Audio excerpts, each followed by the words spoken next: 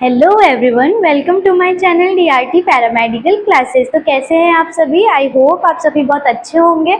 आज का हमारा टॉपिक रहता है ट्यूब हाउसिंग। उससे पहले एक छोटा सा टॉपिक हम कवर कर लेते हैं जो कि मैं कल की वीडियो में भूल गई थी करवाना। बेरिलियम विंडो जो कि हम पढ़ते हैं, ये बेरिलियम विंडो जिसे ट्यूब विंडो भी कहा जाता है, ये क्या होता है पढ़ते हैं। क्या होता है बेरिलियम विंडो? वीडियो को बिल्कुल भी स्किप मत करना, वीडियो पसंद आए तो जरूर लाइक करना।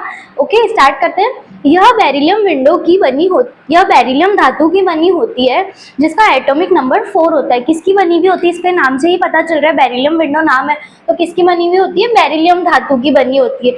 और इसका एटॉमिक नंबर कितना होता है? 4 होता है। इसका एटॉमिक नंबर कितना होता है? 4 होता है। ये लो एटॉमिक नंबर वाली धातु की इसलिए बनाई जाती है ताकि एक्सरे ट्यूब में से एक्सरे इजीली पास आउट हो सके। ये क्या कह रहा है? किसने इसका रीजन बताया कि बेरिलियम की ही क्यों बनाई जाती है? क्यों बनाई जाती है बच्चों बेरिलियम की? ताकि ये जो एक्सरेज निकल रही है, अगर ये अगर ये हाई एटॉमिक नंबर की होती, अगर ये सपोज करो बेरिलियम की नहीं होके लेड की होती तो क्या होता?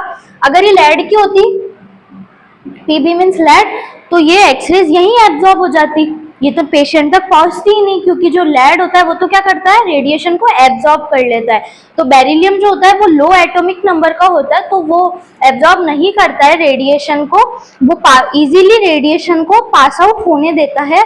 इसीलिए ये किसकी बनी हुई थी? बेरिलियम की बनी हुई थी। ये क्या कह रहा है? लो एटॉमिक नंबर वाली धातु इसलिए धातु की इसलिए बनाई गई ताकि एक्सरे ट्यूब में से एक्सरे क्या हो सके? इजीली पास आउट हो सके। क्या हो सके? Easily pass out. अब हम आज ट्यूब का लास्ट टॉपिक डिस्कस करेंगे जो कि है ट्यूब हाउसिंग। चलो तो आइए जल्दी से ट्यूब हाउसिंग हम स्टार्ट करते हैं। इसे अच्छे से समझना इम्पॉर्टेंट है, आपको पता होना चाहिए कि ट्यूब हाउसिंग का वर्क क्या होता है, कैसे होता है। तो चलो आओ स्टार्ट करते हैं। सबसे पहले हम डायग्राम को समझते हैं। ये एक डायग्रामेटिक व्यू से मैंने बताया कि ट्यूब हाउसिंग क्या होती है। सबसे पहले हमने एक बॉक्स बनाया है, उसमें हमने कैथोड बनाया है, एनोड बनाया है। ठीक है, कैथोड से इलेक्ट्रॉन्स निकल रहे हैं, एनोड पे जाके टकरा रहे हैं। हाँ, एक्सरेज भी निकलती ही है, एक्सरेज बनाना मैं भूल गई। ठीक है, टारगेट एनोड कैथोड बना दिए। उसके बाद में इसमें नई चीज क्या है कि ये जो पूरा जो मेटल एनक्लोज है इसे हम क्या बोलेंगे? Metal enclose. एक्सरे ट्यूब किस में रहती है? इसमें। ओके, ये ट्यूब में रहता है। ये किसका बना हुआ होता है? ये मेटल एनक्लोज, जिसे हम मेटेलिक स्ट्रक्चर भी कह सकते हैं। ये दो चीजों से बना हुआ है। ये जो बॉक्स दिख रहा है ना आपको, ये दो चीजों से बना हुआ है। पहला तो क्या? स्टेनलेस स्टील, और दूसरा क्या दिख रहा है आपको? लेड। लेड को हम पीबी लिखते हैं। ठीक है, उसके बाद दूसरी चीज है कि है ना, ये अंदर वाला किसका बना हुआ है? ये तो हमारी ट्यूब है। ये तो क्या है? पायरेक्स ग्लास की बनी हुई है, हमने पढ़ा ही था। इसका दूसरा नाम भी आपको पता ही है, बोरोसिलिकेट ग्लास। क्या होता है इसका दूसरा नाम? Borosilicate glass. ओके, ठीक है। उसके बाद आगे चलते हैं। इसमें दो नई चीजें हैं, दोनों तरफ देखिए आप, ये क्या लगी हुई है? एक्सपेंशन बेलो, और इनके अंदर ये दो ब्लैक ब्लैक जो मैंने करके दिखाए, ये क्या है? Micro switch. क्या चीज है ये? Micro switch. ठीक है, और इस पूरी हाउसिंग को हमने क्या कर रखा है? अर्थिंग कर रखा है, जिससे कि क्या हो? हमें करंट नहीं आए। चलो आओ लैंग्वेज में पढ़ते हैं। तो जल्दी से स्टार्ट करती हूँ मैं। Tube housing metal enclose metallic structure की बनी होती है। किसकी बनी हुई होती है? मेटल एनक्लोज या फिर मेटेलिक स्ट्रक्चर, कुछ भी बोल लो, उसकी बनी होती है। उसमें क्या दो चीजें पढ़ी हमने? फर्स्ट तो पढ़ी क्या हमने? Stainless steel. दूसरा क्या पढ़ा हमने? लेड पढ़ा। दूसरा ये हो गया, ये हो गया। आगे चलते हैं। एक्सरे ट्यूब में एक्सरेज। अब ये क्या कह रहा है कि जो एक्सरे ट्यूब में जो एक्सरेज होती है ना, वो केवल बाहर निकलने के रास्ते तक ही सीमित नहीं होती है। तो कैसी होती है फिर? जबकि एक्सरे कम या ज्यादा अमाउंट में टारगेट से प्रत्येक डायरेक्शन यानी ईच दिशा में, प्रत्येक डायरेक्शन में निकलती है।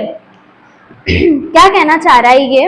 एक्सरे ट्यूब में जो एक्सरेज होती है ना, वो जरूरी नहीं है कि वो सिर्फ टारगेट पे टकरा के और यहीं से ही निकले। ये जो कह रहा है, ये कह रहा है कि एक्सरेज कम या ज्यादा अमाउंट में ईच डायरेक्शन यानी कि प्रत्येक दिशा में निकलती है। थोड़ी यहाँ से भी निकल रही है, थोड़ी यहाँ से भी निकल रही है, तो ये प्रत्येक डायरेक्शन में निकलती है। इस पूरे पॉइंट का ये मतलब है कि एक ही डायरेक्शन में नहीं निकलती है, कुछ या ज्यादा अमाउंट में प्रत्येक दिशा में निकलती है, यानी ईच डायरेक्शन में निकलती है। उसके बाद क्या कह रहा है? यह हाउसिंग प्राइमरी और सेकेंडरी रेडिएशन को क्या करती है? एब्जॉर्ब करती है। अब जब ये रेडिएशन यहाँ से निकलेगी तो ये जो बॉक्स है हमारी, जो ये ट्यूब हाउसिंग है, ये क्या करेगी? प्राइमरी और सेकेंडरी दोनों रेडिएशन को ही क्या करेगी? एब्जॉर्ब करेगी अपने अंदर। ठीक है, ये पॉइंट क्लियर हो गया। आगे चलते हैं। ट्यूब हाउसिंग की एब्सेंस में, अब कोई कह दे कि हम ट्यूब हाउसिंग तो लगाएंगे ही नहीं, तो ट्यूब हाउसिंग के एब्सेंस में क्या होगा? ट्यूब हाउसिंग के एब्सेंस में, यानी हिंदी में बोले तो ट्यूब हाउसिंग के अभाव में, ठीक है, प्रोड्यूस्ड रेडिएशन पेशेंट तथा स्टाफ को क्या देगी? अननेसेसरी एक्सपोज देगी। अगर हम ट्यूब हाउसिंग लगाएंगे ही नहीं तो प्राइमरी और सेकेंडरी रेडिएशन को कोई एब्जॉर्ब ही नहीं करेगा, तो क्या होगा? पेशेंट और स्टाफ दोनों को ही क्या लगेगी? अननेसेसरी डोज लगेगी। और ये हम रेडिएशन हैजार्ड में पढ़ेंगे कि ये जो एक्सरेज होती है हमारी बॉडी के लिए क्या होती है? बहुत ज्यादा हार्मफुल होती है। तो ये दोनों को क्या कर रही है? अननेसेसरी डोज दे रही है, अननेसेसरी एक्सपोज दे रही है। और साथ ही जो हमारी फिल्म है जिस पर हमारा एक्सरे आएगा उस पर भी क्या क्रिएट करती है? फॉग क्रिएट करती है। क्या क्रिएट करती है? फॉग। फिल्म फॉग, फिल्म पर फॉग क्रिएट करती है, उसका कारण बनती है। तो जैसे हमारी फिल्म भी क्या हो जाती है? खराब हो जाती है, हमको क्लियर इमेज नहीं मिलती है। सारे पॉइंट समझ में आ गए यहाँ तक के? आगे चलते हैं। अब अच्छे से समझना है नेक्स्ट पॉइंट क्या कह रहा है। लीकेज रेडिएशन का मेजरमेंट यानी कि मापन, जो भी रेडिएशन लीक हो रही है, यहाँ से निकल रही है, उसका मापन फोकल स्पॉट से 1 मीटर की दूरी पर किया जाता है। क्या कह रहा है ये कि जो भी लीकेज रेडिएशन जो निकल रही है ना, उसका जो मेजरमेंट है या जो मापन है वो किससे? फोकल स्पॉट से। किससे? फोकल स्पॉट से कितना? 1 मीटर की दूरी पर किया जाता है। फोकल स्पॉट से कितने मीटर की दूरी पर किया जाता है? लीकेज रेडिएशन का मापन 1 मीटर की दूरी पर, ठीक है। तथा जब एक्सरे ट्यूब अपने मैक्सिमम रोटेट करंट, वो मैक्सिमम रोटेट पोटेंशियल डिफरेंस पर वर्क कर रही हो, तो इस पॉइंट पर लीकेज रेडिएशन कितनी ले रहा है?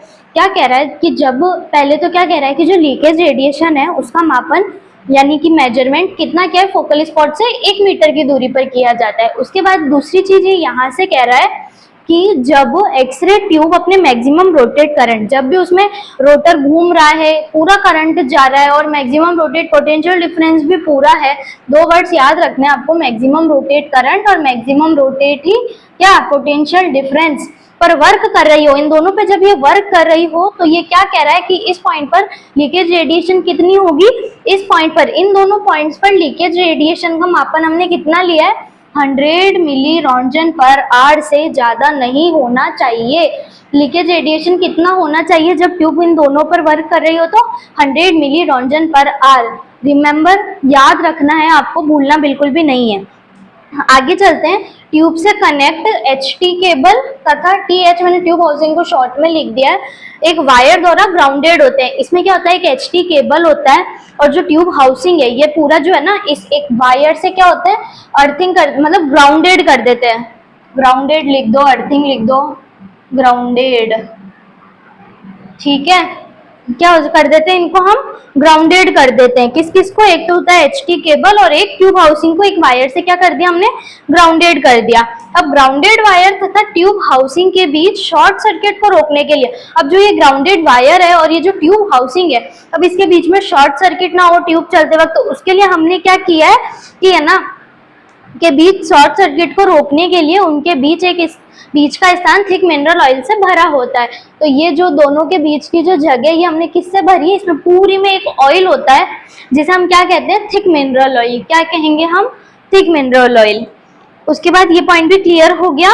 आगे चलते हैं। हाउसिंग से एयर को बाहर निकाल दिया जाता है। ये जो पूरी जो ट्यूब हाउसिंग है ना, इसमें हम क्या एयर नहीं रखते, हम शुरू से पढ़ रहे हैं कि हम वैक्यूम ही रखते हैं। इसमें भी हम क्या रखते हैं? वैक्यूम रखते हैं। क्यों वैक्यूम रखते हैं? क्योंकि जो एयर होती है ना वो एक्सपांड हो सकती है।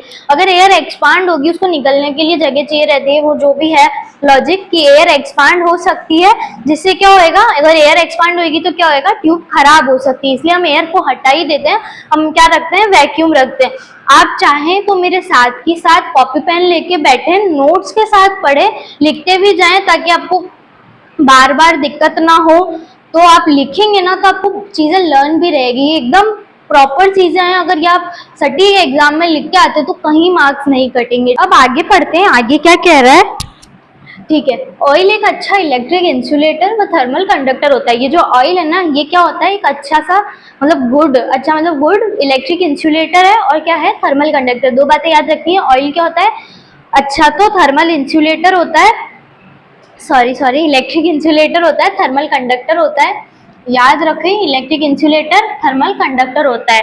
फिर इसकी प्रॉपर्टी क्या होती है, इसकी क्या प्रॉपर्टी होती है, इसकी थर्मल कूलिंग प्रॉपर्टी इसे जल्दी से ठंडा करने में हेल्प करती है। किसकी थर्मल कूलिंग प्रॉपर्टी, ये जो ऑयल है ना थिक मिनरल ऑयल, इस ऑयल की बात हो रही है। इस ऑयल की जो थर्मल कूलिंग प्रॉपर्टी है ये इसे क्या करती है, जल्दी से ठंडा होने में हेल्प करती है। मतलब ऐसे ट्यूब से हम कंटिन्यू ट्यूब को चला रहे हैं, एक्स ट्यूब को एक्सपोज करे जा रहे तो ये ऑयल भी कैसा होएगा, गरम गरम हो जाता है एकदम।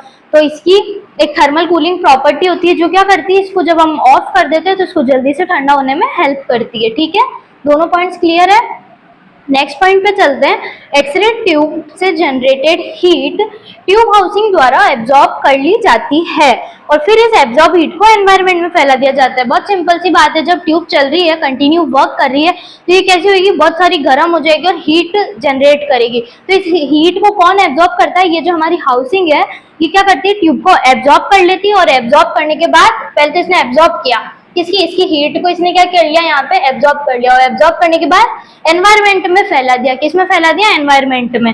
ठीक है, आगे क्या कह रहा है, ट्यूब हाउसिंग में ऑयल गर्म होकर फैलता है। अब ये जो ट्यूब हाउसिंग है ना, इसमें जो ये थिक मिनरल ऑयल जिसकी हमने बात की, कैसे फैलता है, इसमें फैलता है, ठीक है, गर्म होकर। कैसे, गर्म होकर फैलता है। उसके बाद क्या कह रहा है, ट्यूब हाउसिंग में एक्सपेंशन बेलो लगा होता है। ये देखो हमने दोनों साइड लगाए, ये और एक ये रहा, ये दोनों क्या है, एक्सपेंशन बेलो है। अब इसका वर्क देखते हैं।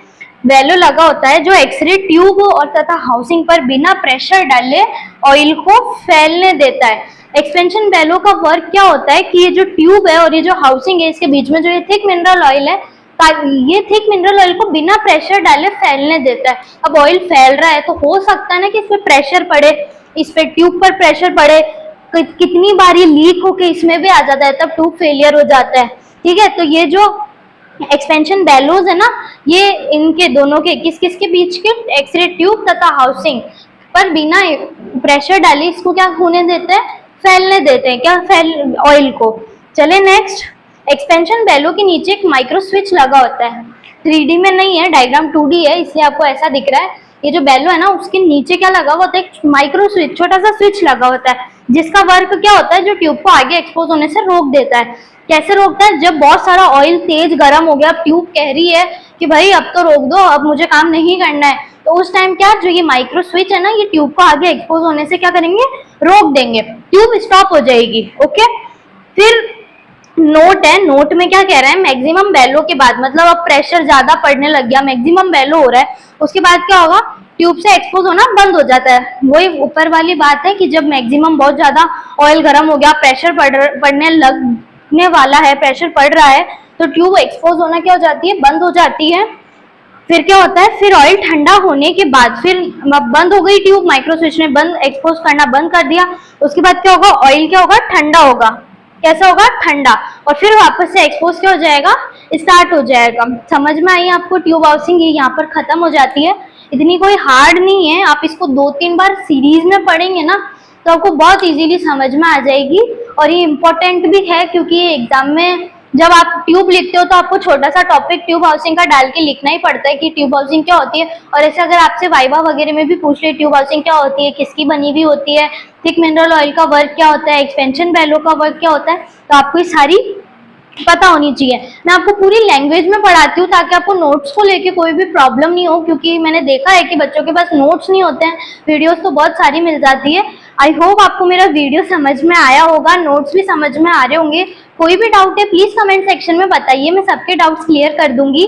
Thank you.